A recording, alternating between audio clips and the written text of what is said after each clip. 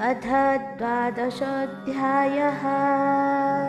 अर्जुन उवाच एवं सततयुक्ता ये भक्तास्त्वां पर्युपासते ये चाप्याक्षरमव्यक्तं तेषां के योगवित्तमाः। अर्थात अर्जुन ने पूछा, हे भगवान, जो विधि आपने बताई है उसी विधि के अनुसार अनन्य भक्ति से आपकी शरण्य होकर आपके सगुण साकार रूप की निरंतर पूजा आराधना करते हैं, अन्य जो आपकी शरण न होकर अपने भरोसे आपके निर्गुण निराकार रूप की पूजा आराधना करते हैं, इन दोनों प्रकार के योगियों में से किसे अधिक सिद्ध योगी माना जाए। श्री भगवानुवाच मय्यावेशमनो ये मां नित्ययुक्ता उपासते श्रद्धया पर्युपेतास्ते मे युक्ततमा मताः। अर्थात श्री भगवान ने कहा, हे अर्जुन, जो मनुष्य मुझ में अपने मन को स्थिर करके निरंतर मैंने सगुण साकार रूप की पूजा में लगे रहते हैं और अत्यंत श्रद्धापूर्वक मेरे दिव्य स्वरूप की आराधना करते हैं, वह मेरे द्वारा योगियों में अधिक पूर्ण सिद्ध योगी माने जाते हैं।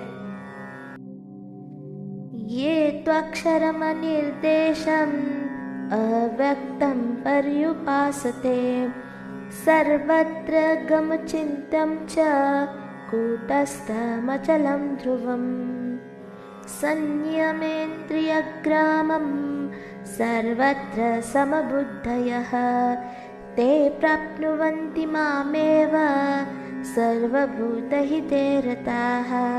अर्थात लेकिन जो मनुष्य मन बुद्धि के चिंतन से परे परमात्मा के अविनाशी सर्वव्यापी अकल्पनीय निराकार अचल स्थित स्वरूप की उपासना करते हैं, वह मनुष्य भी अपनी सभी इंद्रियों को वश में करके सभी परिस्थितियों में समान भाव से और सभी प्राणियों के हित में लगे रहकर मुझे ही प्राप्त होते हैं। क्लेशोऽधिकतरस्तेषाम् अव्यक्तासक्तचेतसाम् अव्यक्ता हि गतिर्दुःखं देहविद्भिरवाप्यते। अर्थात अव्यक्त निराकार स्वरूप के प्रति आसक्त मन वाले मनुष्यों को परमात्मा की प्राप्ति अत्यधिक कष्टपूर्ण होती है, क्योंकि जब तक शरीर द्वारा कर्तापन का भाव रहता है तब तक अव्यक्त परमात्मा की प्राप्ति दुखप्रद होती है। ये तो सर्वाणि कर्माणि मयि सन्न्यस्य मत्पराः अनन्येनैव योगेन मां ध्यायन्त उपासते तेषामहं समुद्धर्ता मृत्युसंसारसागरात् भवामि न चिरात् पार्थ मय्यावेशितचेतसाम्। अर्थात परंतु हे अर्जुन, जो मनुष्य अपने सभी कर्मों को मुझे अर्पित करके मेरी शरण होकर अनन्य भाव से भक्ति योग में स्थित होकर निरंतर मेरा चिंतन करते हुए मेरी आराधना करते हैं, मुझ में स्थिर मन वाले उन मनुष्यों का मैं जन्म मृत्यु रूप संसार सागर से अति शीघ्र ही उद्धार करने वाला होता हूँ। मय्येव मन आधस्व मयि बुद्धिं निवेशय निवसिष्यसि मय्येव अथ ऊर्ध्वं न संशयः। अर्थात हे अर्जुन, तू अपने मन को मुझ में ही स्थिर कर और मुझ में ही अपनी बुद्धि को लगा। इस प्रकार तू निश्चित रूप से मुझ में ही सदैव निवास करेगा, इसमें किसी प्रकार का संदेह नहीं है।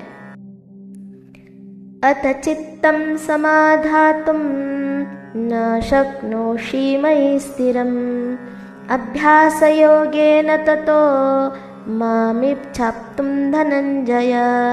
अर्थात हे अर्जुन, यदि तू अपने मन को मुझ में स्थिर नहीं कर सकता है तो भक्ति योग के अभ्यास द्वारा मुझे प्राप्त करने की इच्छा उत्पन्न कर। अभ्यासेऽप्यसमर्थोऽसि मत्कर्मो परमो भव। मदर्थमपि कर्माणि कुर्वन् सिद्धिमवाप्स्यसि। अर्थात यदि तू भक्ति योग का अभ्यास भी नहीं कर सकता है तो केवल मेरे लिए कर्म करने का प्रयत्न कर। इस प्रकार तू मेरे लिए कर्मों को करता हुआ मेरी प्राप्ति रूप परम सिद्धि को ही प्राप्त करेगा। अथैतदप्यशक्तोऽसि कर्तुं मद्योगमाश्रितः सर्वकर्मफलत्यागं तत्तः कुरु यतात्मवान्।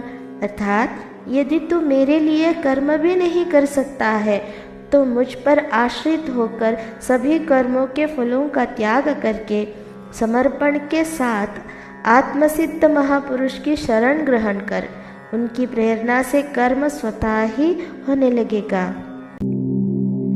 श्रेयो हि ज्ञानमभ्यासात् ज्ञानात् ध्यानं विशेष्यते ध्यानात् कर्मफलत्यागस्त्यागश्चन्तिरनन्तरम्। अर्थात बिना समझे मन को स्थिर करने के अभ्यास से ज्ञान का अनुशीलन करना श्रेष्ठ है। ज्ञान से ध्यान श्रेष्ठ समझा जाता है और ध्यान से सभी कर्मों के फलों का त्याग श्रेष्ठ है, क्योंकि ऐसे त्याग से शीघ्र ही परम शांति की प्राप्ति होती है। अब कान्हा जी भक्ति में स्थित मनुष्य के लक्षण बता रहे हैं। अद्वेष्टा सर्वभूतानां मैत्रः करुण एव च निर्ममो निरहंकारः समदुःखसुखक्षमी।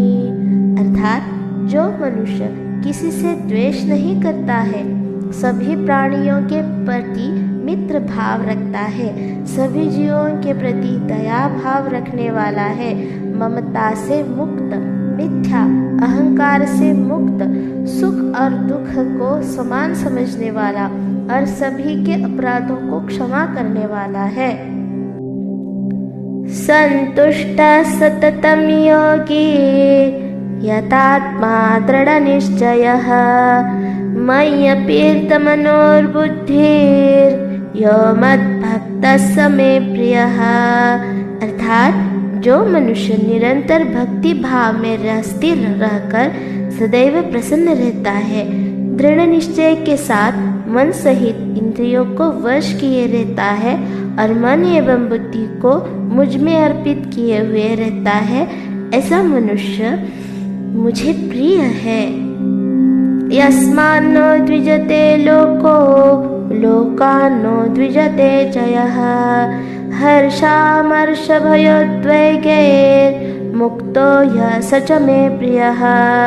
अर्थात जो मनुष्य न तो किसी के मन को विचलित करता है और न ही अन्य किसी के द्वारा विचलित होता है, जो हर्ष, संताप और भय चिंताओं से मुक्त है, ऐसा भक्त भी मुझे प्रिय होता है। अनपेक्ष सुचिर्दक्ष उदासीनो गतव्यतः सर्वारंभ परित्यागी यो मद्भक्तः स मे प्रियः। अर्थात जो मनुष्य किसी भी प्रकार की इच्छा नहीं करता, जो शुद्ध मन से मेरी आराधना में स्थित है, जो सभी कष्टों के प्रति उदासीन रहता है और जो सभी कर्मों को मुझ में अर्पण करता है, ऐसा भक्त मुझे प्रिय होता है। यो न रुष्यति न द्वेष्टि न शोचति न कांक्षति शुभाशुभ परित्यागी भक्ति मान्यः स मे प्रियः। अर्थात जो मनुष्य न तो कभी हर्षित होता है, न ही कभी शोक करता है, न ही कभी पश्चाताप करता है और न ही कोई कामना करता है, जो शुभ और अशुभ सभी कर्म फलों को मुझ में अर्पित करता है, ऐसी भक्ति में स्थित भक्त मुझे प्रिय होता है। समः शत्रौ च मित्रे च तथा मानापमानयोः शीतोष्ण सुख दुखेषु समः संग विवर्जितः। अर्थात जो मनुष्य शत्रु और मित्र में, मान तथा अपमान में समान भाव में स्थिरता रहता है, जो सर्दी और गर्मी में सुख तथा दुख आदि द्वंद्वों में भी समान भाव में स्थित रहता है और जो दूषित संगति से मुक्त रहता है। तुल्य निंदा स्तुतिर्मौनी संतुष्टो येन केनचित् अनिकेतः स्थिरमतिर् भक्तिमान में प्रियो नरः। अर्थात जो निंदा और स्तुति को समान समझता है, जिसकी मन सहित सभी इंद्रियां शांत है, जो हर प्रकार की परिस्थिति में सदैव संतुष्ट रहता है और जिसे अपने निवास स्थान में कोई आसक्ति नहीं होती है, ऐसा स्थिर बुद्धि के साथ भक्ति में स्थित मनुष्य मुझे प्रिय होता है। ये तो धर्म्यामृतमिदं यथोक्तं पर्युपासते श्रद्धाना मत्परमा भक्तास्तेतीव मे प्रियः।